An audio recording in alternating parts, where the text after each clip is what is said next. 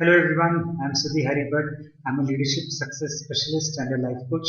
Today I'm going to be talking to you about emotional intelligence or EI. It is also referred to as EQ or emotional quotient. So let's begin.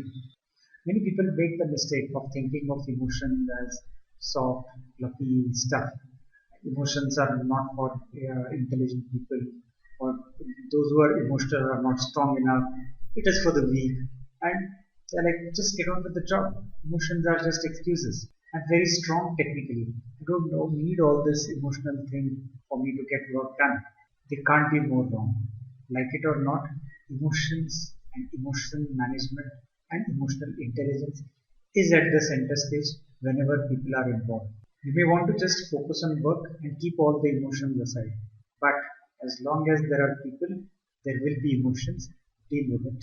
Accept it. As a leader, you have two choices. Ignore everything about emotions and just wait for you to fail. Or understand emotions. Use it to your advantage. Make it work for you so that you are a successful leader. Okay, let's now dive into the mind map that I have for today's discussion. So this is my screen. There are four areas that I'm going to be touching upon. One is obviously what is emotional intelligence. Second is the importance of emotional intelligence. The third is the impact that it has, good EI or high EI or low EI, what the impact is, and finally we'll talk about how to improve emotional intelligence. Let's begin. So there are four aspects of emotions. First is you need to understand your own emotions. The second is you need to manage your emotions. The third is you need to understand others' emotions. And fourth is you need to manage others' emotions. Plain and simple. It is about you and others. I've represented it in a nice matrix. It's the same concept. So if you're aware about yourself, then you will get the answer to the question, who are you? And if you are able to control your emotions or manage your emotions, then how to know what to do? That question gets answered. So there will be situations where you need to be dealing with your own emotions. So this, if you are able to control it, you'll know what to do.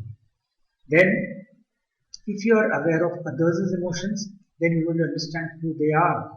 And if you are able to control, no, not really control, but if you are able to manage others' emotions, then you will be able to build good relationships with them and you will be able to answer the question, how do we work together? So this is in a very brief way what emotional intelligence is all about. As far as importance is concerned, it is extremely important, trust me.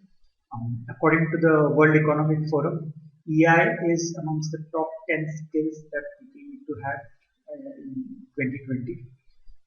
In the past, there would be misconception that IQ, that is intelligent quotient, is good enough to get you through. But trust me, it's not good enough. Your emotional quotient really defines you. Success at the top will be more a factor of your emotional quotient rather than your intelligence quotient. A high EQ will give you success in exams. A high a high IQ will give you success in exams. A high EQ will ensure you're successful in life. And yes, with good EQ, success and happiness is just a matter of time. That is why this is very important. Now let us look at the impact of having low EQ and high EQ. If you have a low EQ, typically you're going to be stressed. Your stress levels will be high. Not just you, even people around you are likely to be very stressed. People with low EQ resort to blame game very easily. They're always looking to find faults in others and finding reasons why they fail and reasons that are related to others. People with low EQ, they spread a lot of negative energy. जहाँ भी जाएंगे दुख बांटेंगे. That is what is bound to happen. And people with low EQ generally also miss their goals. They may be successful at some time, but in general, they will not be very successful. On the other hand, people with high EQ, they will have the ability to handle pressure. They will be able to resolve conflicts more effectively. They will be able to keep everyone together, which is the cornerstone of leadership. and they will be able to achieve their goals, which is after all what we are doing everything. So this is the impact of having low EQ and high EQ. Now the question is how to improve emotional intelligence, and for this I have 8 tips.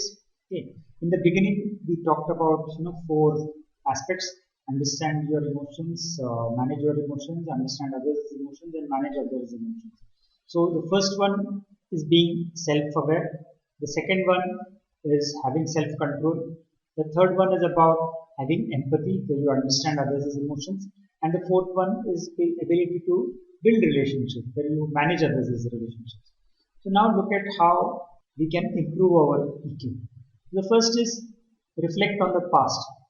So go back in time and think of some emotionally charged situation and think of what you went through, what happened, what you could have done differently. Just visualize. Just visualize if you just look at yourself, not others. Just think about what you could have done differently and how the outcome could have been different. Just reflect on the past. The second is, this is again related to self-awareness. Identify your triggers. See, when you become emotionally charged is something which you should know. So for some people, it could be when someone tells a lie, they just have an emotional outburst, or it could be when someone loses temper, or if someone starts yelling, or someone just goes quiet. So identify your triggers. This is a very important step towards self-awareness and improving your emotional intelligence. The next is self-control. Pause before reacting or responding to any situation or even judging. So don't be impulsive in an emotionally charged situation. Take a pause. Then another aspect is whenever we are emotionally charged, we are less prone to listen to anyone. We just go on our own trip. So before you do that, then just think there could be another perspective. You may have your view, but someone else may have a different view, and maybe there might be some information which you are missing. So listen before deciding about anything. Listen to the other person's view. Next is again it's about self-control. Avoid drama. So if you see that things are going out of control and there is going to be screaming, yelling, and those kind of outbursts, just either stop the person, stop yourself obviously, or if that is not an option, just walk away from the situation. But the drama is not going to help anyone. So just stop. Next, we are moving towards the third aspect, which is empathy, where take a pause and think why the other person is doing what he or she is doing. Many times there is an underlying reason. So I'll give you an example.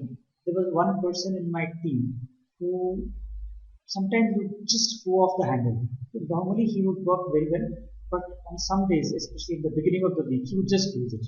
And instead of scolding him or yelling at him or trying to get him to behave himself, I did a little bit of thinking. And what I realized is that whenever this person had to work on Saturdays, whether it was something that he developed or if there were any meetings on Saturday morning specifically, then later on in the following week he would lose it. And when I dug deeper, what I found out was that he had a place that he went to. It was a temple. He went to that temple every Saturday in the morning. That was his schedule. But if work came in between, then he had to cancel it, and he couldn't go again.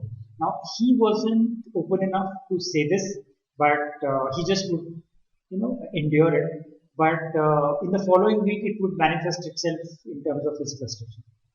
So when I realized that his frustration is emanating from this Saturday morning work, I took a decision. I informed my team leads as well that as far as he is concerned, let us avoid Saturday mornings. We can do it on Saturday afternoons or for that matter even Sundays. Well, best case scenario, we don't do any work on weekends, but sometimes it is inevitable. But with this person, Saturday morning avoid. And once we started doing that and once we spoke to him about it, it was very appreciated. The triggers were taken care of and his emotional outburst just vanished. That is how you assess why a person is doing it. And it also brings me to my next point about empathy is you identify patterns. So if, like I said, in this case, the person was losing it in the earlier days of the week. So then I saw that it was always Monday and Tuesday that he would be like this. And then when I went further, I saw that it was only when we had Saturday meeting. That's how I could identify the pattern. That's what you should be doing. The last point is remember all these emotional outbursts are incidental, it is short term, but you have to think about long term. There is a relationship to be built, and many times, many relationships could be damaged big time if you say or do something in the heat of the moment which is just not right and you regret later, but it could be too late. So these are all the points that you have to keep in mind to improve your emotional intelligence. That was a basic video on emotional intelligence. The idea was to just introduce you to the topic without going into too much detail. In subsequent videos, I will give you much more information. Hope this was useful to you. Please write down in the comment box about what you liked about this video and also what you would like me to cover in future videos. Thank you. Cheers. Bye-bye.